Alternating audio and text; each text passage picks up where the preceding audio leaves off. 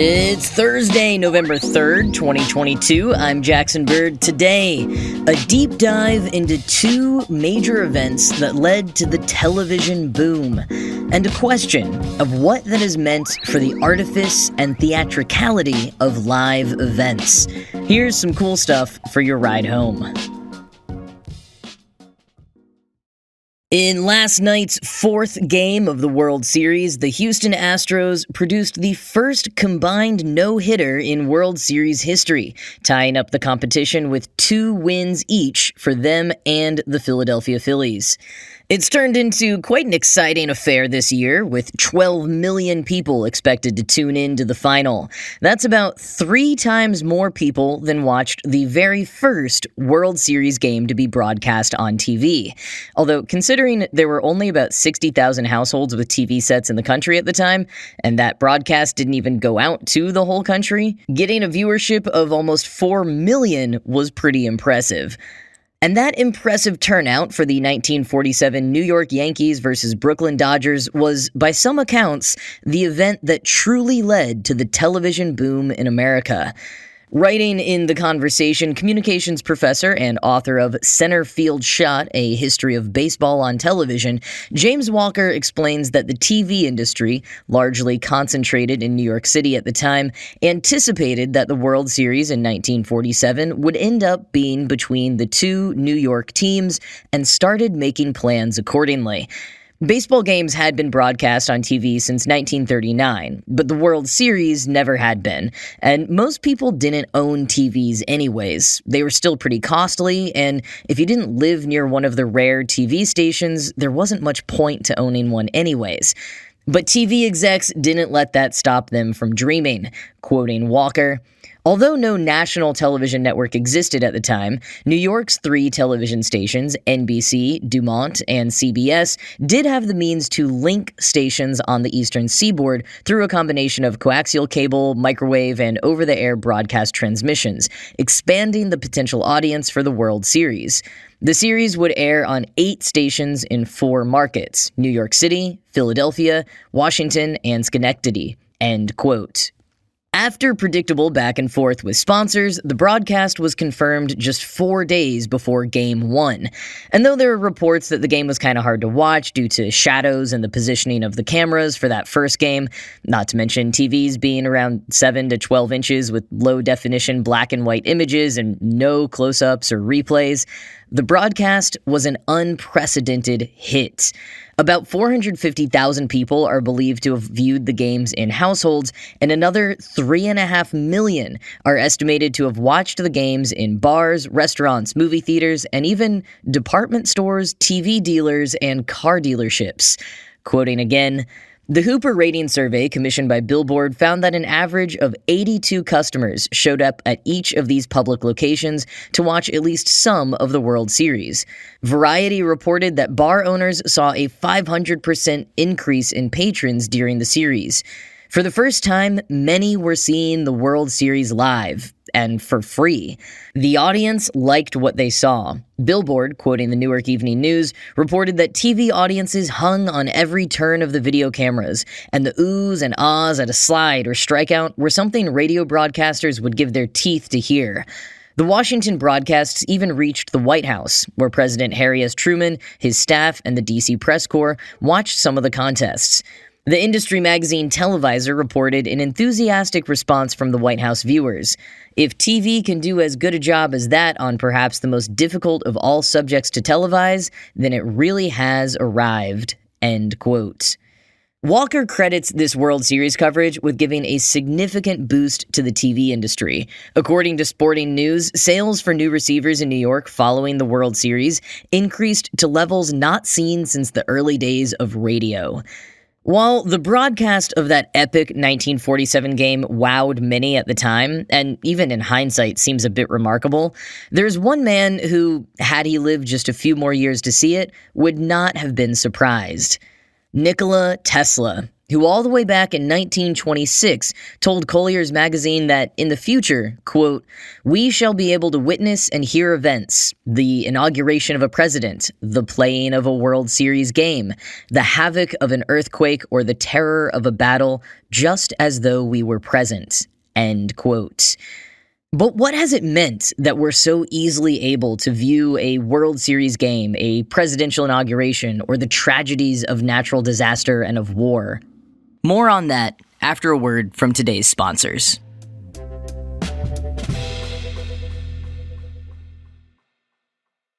Across the pond in the United Kingdom, there was a different event just a few years after that 1947 World Series that led to a boost in their television industry: the coronation of Queen Elizabeth II.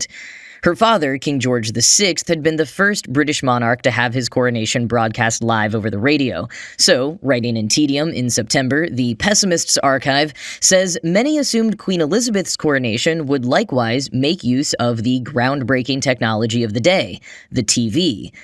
As viewers of Netflix's fictional dramatization inspired by real events, The Crown, will know, one of the biggest proponents of televising the coronation was Prince Philip, who believed it would be a way to modernize the monarchy and make it more accessible to its subjects. But others in the royal family and some in Parliament disagreed. It turned into a huge discussion within the government and in the media. The public was outraged in some cases. Many wanted to be able to watch, but then others said it would detract from the dignity of the event. As the point was being debated, Prime Minister Winston Churchill said, quote, "It would be unfitting that the whole ceremony, not only in its secular but also in its religious and spiritual aspects, should be presented as if it were a theatrical performance," end quote. Now, I think this is a supremely interesting quote. For one, it absolutely did make it all and all subsequent televised events of the sort more like a theatrical performance. People today frequently critique the theatricality of political debates, the news in general, and even sports events.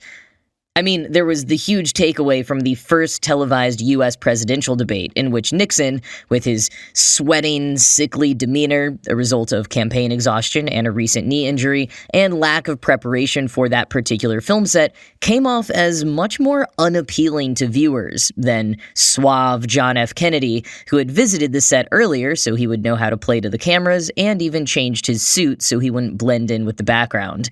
It's often said that people who just listened to the debate on the radio thought that Nixon performed better, but those who watched the debate on TV thought Kennedy did better. There are a lot of misconceptions around that first debate, especially around the fact that Nixon actually was fairly savvy with television media in his campaigning. But nonetheless, the legend of that first debate has stuck, and since then, we have leaned hard into the theatricality of all televised events. Political candidates go through hair and makeup and wardrobe. The set, the lighting, the camera equipment is all meticulously planned, and each tiny detail is discussed in terms of how it will best look, what effect it will give for each candidate, how it will be perceived by viewers. Politics became entertainment. But wasn't it always, at least a little bit? Sure, the artifice and the accessibility may have gotten ramped up with television, and then with cable news, and then with social media, but was listening to debates and speeches on the radio not some form of entertainment? Did people going out to catch Abraham Lincoln and Stephen Douglas debate in the 1850s not make a day of the outing? In what way was the pomp and circumstance of a lavish, religiously imbued coronation ceremony with a live audience not theatrical even before it was broadcast to the masses? I mean, even in periods of history in which theater was banned, morality plays and other religious sketches of a sort to teach the religion of the land to those who couldn't read were still common. And in what way is even the most Puritan of church services from the 1500s not a form of theater too? With the reverend preparing and rehearsing the sermon ahead of time and then performing it for an audience. Maybe broadcasting the 1947 World Series didn't make that game much more theatrical, given the low quality of the cameras at the time, but, surely the presence of the cameras, the disruption and logistics required to install them in the stadium, caused at least a bit of a psychological ripple for the players, a bit more pressure, an awareness that millions would be watching, not just those in the stands or those listening on the radio. And now, athletes are exceptionally aware of the cameras. They make sure to look their best, showing off certain hairstyles and accessories, or making political statements that they wouldn't have been able to do on merely an audio-based medium. Football players run to particular cameras for a celebratory close-up after making a touchdown. They're all interviewed relentlessly before, after, sometimes during games to keep us all even more entertained with constant discourse and content. So maybe the broadcasting of these major events on TV didn't so much create theatricality where it didn't exist before, but rather pumped it up, put it into hyperdrive. Just as the TV wasn't as popular before events like the 1947 World Series and Queen Elizabeth's coronation in 1953 vaulted it into the mainstream, perhaps so too was the artifice of our live events a little bit easier to ignore before TV allowed every event to be immediately shared with millions instead of just a lucky few hundred who were there in the flesh. And here's an interesting takeaway from Tedium. Back in 1996, an anti-TV activist called on King Charles to ban TV cameras from his eventual coronation. The activist, David Burke, was one of many around the globe at the time who saw television as the cause of many social ills, from undermining democracy and community to impairing morality, education, and mental and physical health. Burke thought that Queen Elizabeth II's coronation had marked the widespread adoption of TVs in the United Kingdom, which is fairly accurate. As Tedium notes, it did lead to a boom in TV sales in the country. And that perhaps if Charles were to ban TVs and not broadcast his coronation, it would be the death knell for television, marking the end of the era. Now, a quarter of a century later, as we await that coronation finally happening, could you imagine that? No TV cameras at King Charles's coronation? I mean, actually, it's not the most bizarre idea. After all, those aren't the only cameras with a means to broadcast that we have anymore. What if Charles's coronation were the first to only be live streamed on some social media platform and forgo network and cable news altogether?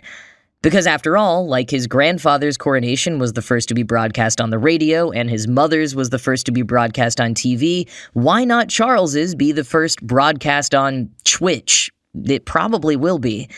Because if there's a groundbreaking technology today that many people, not just fringe activists, but I'd wager most of us, fear is undermining democracy and community and impairing morality, education, and mental and physical health, it's not TV, it's social media. Now, I don't actually think for a second that the King's coronation will only be broadcast online, though plenty of big events have done that, and Charles has always been a bit of a curious disruptor. But it will be broadcast online in addition to TV. More people might even watch it online than on TV. I don't think that will make any kind of difference to adoption of a new platform or technology, like his mother's coronation and the World Series did. And for all the arguments people have tried to make over the years that social media is more authentic and more real than TV and Hollywood, don't think for a second that it isn't theater just like the rest of the world. I mean, Shakespeare had that figured out back in 1599. All the world's a stage. And nowadays, I suppose, all the men and women merely cogs in the algorithm.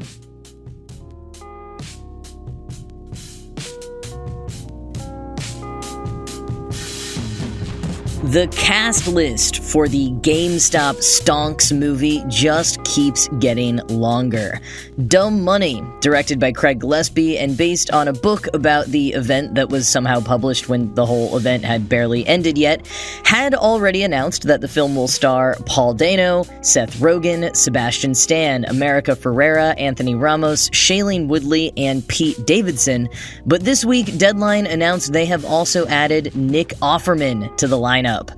Now, a quick reminder about what the real-world event and this movie are about, quoting AV Club.